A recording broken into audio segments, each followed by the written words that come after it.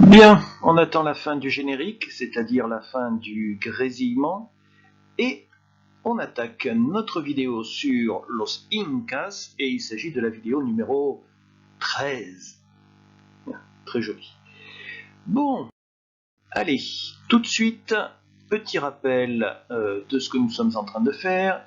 Il s'agira du travail à faire à partir du mardi 12, en vous organisant au mieux comme vous pouvez, en fonction de l'emploi du temps que vous avez, et également du matériel dont vous disposez. Nous travaillons toujours sur la vidéo Quienes fueron los Incas de la chaîne YouTube Curiosamente, c'est la vidéo numéro 82, et vous avez ici le lien pour retrouver la vidéo sur YouTube, que vous trouverez en description sous la vidéo, si j'ai bien fait mon travail. Alors, on va s'intéresser à l'histoire et à la géographie. Il va s'agir pour vous de répondre sur le cahier ou sur le PDF, le document en PDF, le questionnaire en PDF que je vous ai envoyé. Vous pouvez faire ça au fur et à mesure. Par contre, pensez bien à enregistrer à chaque fois. Ça serait dommage de tout perdre.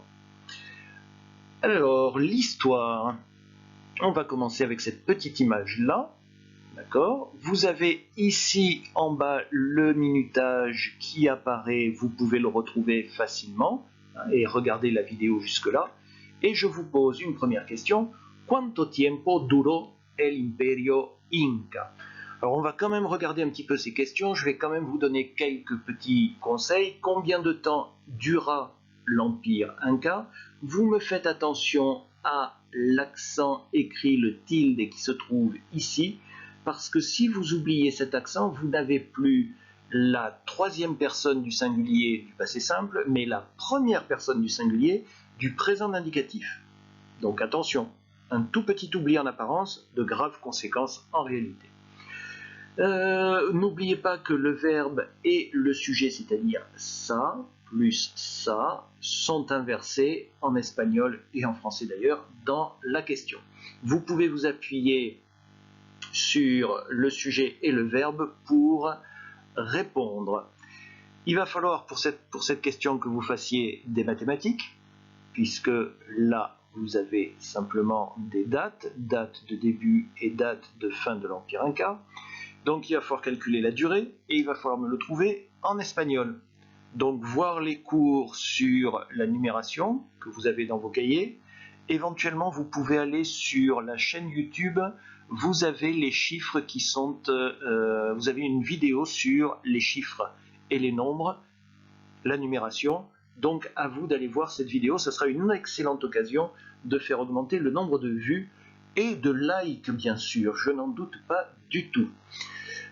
Quoi d'autre? S'il vous manque des mots, par exemple comme le mot année, eh bien vous allez chercher le mot année dans Google Traduction, dans Reverso ou dans un dictionnaire.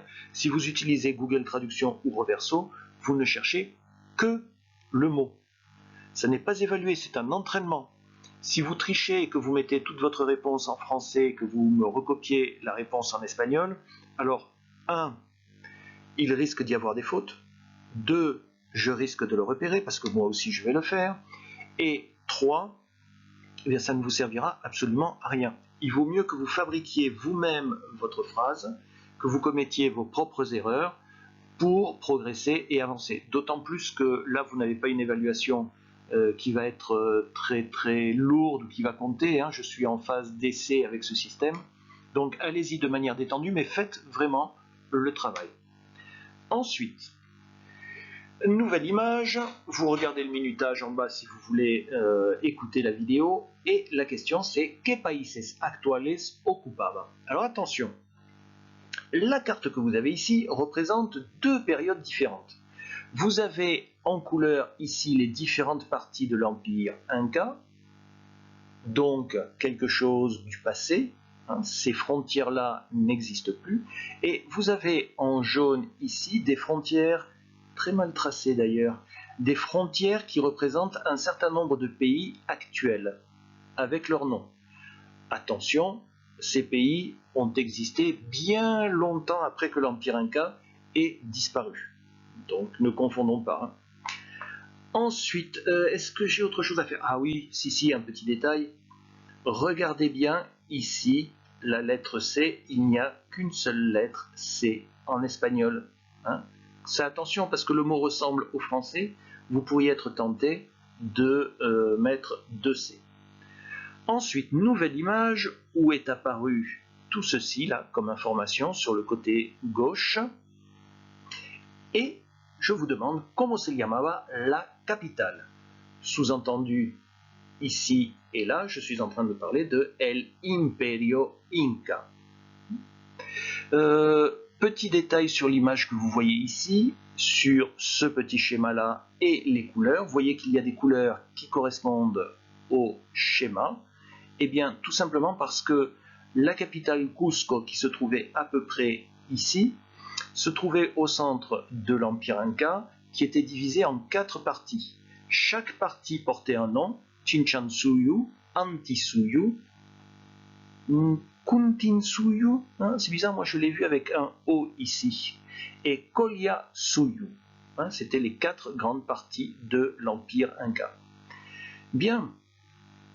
Ensuite, comment se llamaba el Imperio Inca? Oui, parce que nous, on l'appelle l'Empire Inca, mais lui-même ne portait pas ce nom-là. Il avait un autre nom qu'il va falloir retrouver. D'ailleurs, le mot Inca, petite particularité, c'est presque une erreur, parce que c'est un peu comme si on disait à propos des Égyptiens que c'est l'Empire Pharaon. Inca, c'est le nom de l'empereur. C'est le titre qu'il avait. C'est un peu l'équivalent de Pharaon. Mais ça, je crois qu'on l'a déjà vu. Ensuite, eh bien, maintenant que nous avons vu tout ça, je vais vous donner le conseil suivant. Avant de répondre à ces questions, alors vous n'êtes pas obligé de noter les questions sur le cahier, notez les réponses, soit sur le cahier, soit sur le PDF, si c'est possible. Mais avant de répondre, moi je vais vous conseiller de lire ces questions-là, toutes ces questions-là, plusieurs fois, à voix haute, et vous les lisez tant que vous hésitez, tant que vous faites des fautes. Parce qu'à force de lire les questions, vous allez mieux les comprendre et vous allez mieux les maîtriser et vous pourrez utiliser une partie de ces questions pour répondre. Je vous en fais une petite lecture très rapide. ¿Cuánto tiempo duró el Imperio Inca? ¿Qué países actuales ocupaba? ¿Cómo se llamaba la capital? ¿Cómo se llamaba el Imperio Inca? Et ce que je vais faire, pour vous aider un petit peu, c'est que je vais vous lire tout de suite une question, vous faites pause, vous prononcez la question comme je l'ai fait, et vous remettez sur lecture, question suivante, je la lis, pause, vous la prononcez, vous la lisez, et on recommence comme ça. Allez, c'est parti. ¿Cuánto tiempo duró el Imperio Inca? Pause. Question suivante. ¿Qué países actuales ocupaba? Pause et répétition.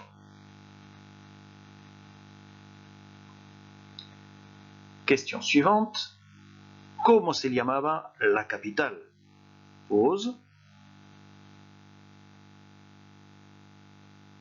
Et maintenant la dernière question. ¿Cómo se llamaba el Imperio Inca? Pause. Et nous passons à la suite. Oui, je vous ai prévu une suite, ça ne s'arrête pas là, malheureusement pour vous.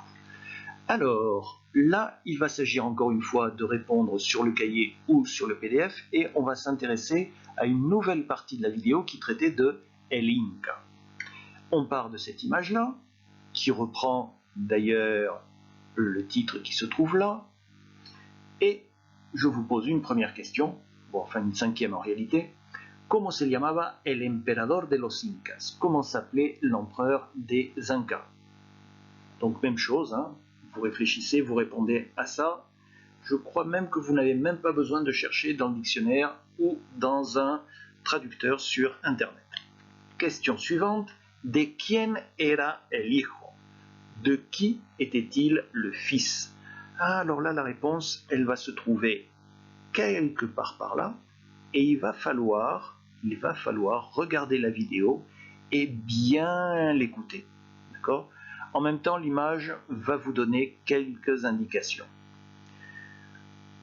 Ensuite, on va aborder une autre partie de cette vidéo qui était la organisation sociale. Donc même chose, je ne l'ai pas remis, répondre sur le cahier ou sur le PDF. On change d'image et je vous pose la question, ¿qué era un ayllu? Ah oui, l'orthographe n'est pas tout à fait la même qu'ici, mais bon, ces orthographes-là sont assez variables parce que les Incas parlaient une langue qui s'appelle le quechua et qui n'est pas toujours transcrite, comme elle n'était pas écrite, pardon, elle n'est pas toujours transcrite de la même façon selon les gens. Et je vous demande donc, qu'est-ce qu'était un ayllu?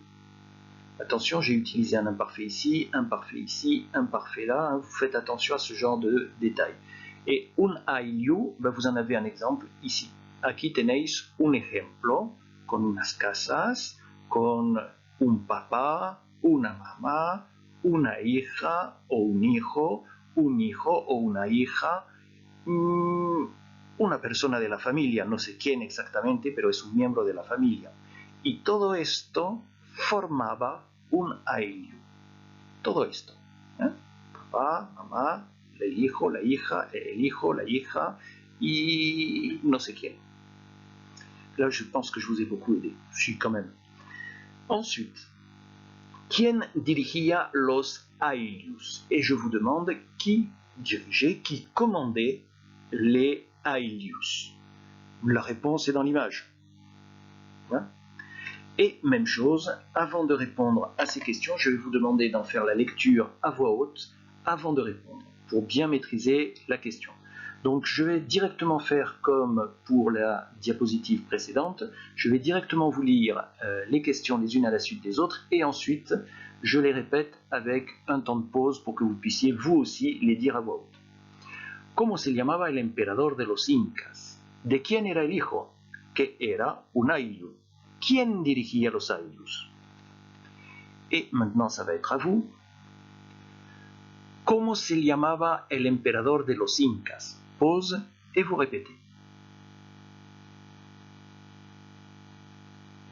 ¿De quién era el hijo? Pause, répétition. ¿Qué era un ayllu? Pause, répétition. Attention, pas facile, hein? Parce qu'il faut faire ayllu. Ayllu. Maintenant, dernière question. ¿Quién dirigía los ayllus? Pause, j'ai oublié de dire.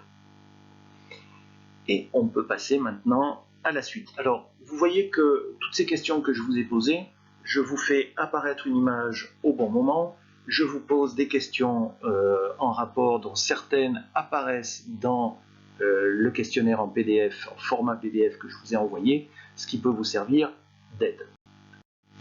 Et nous retrouvons notre classe, ce qui veut dire que nous approchons de la fin de la vidéo. Je vous souhaite bon courage pour la suite et on se retrouve pour une vidéo. Alors, mardi c'est les 4e, mercredi les 5e, jeudi de nouveau les 3e, donc vendredi pour une nouvelle vidéo. À bientôt et bon courage avec un travail sérieux et abondant.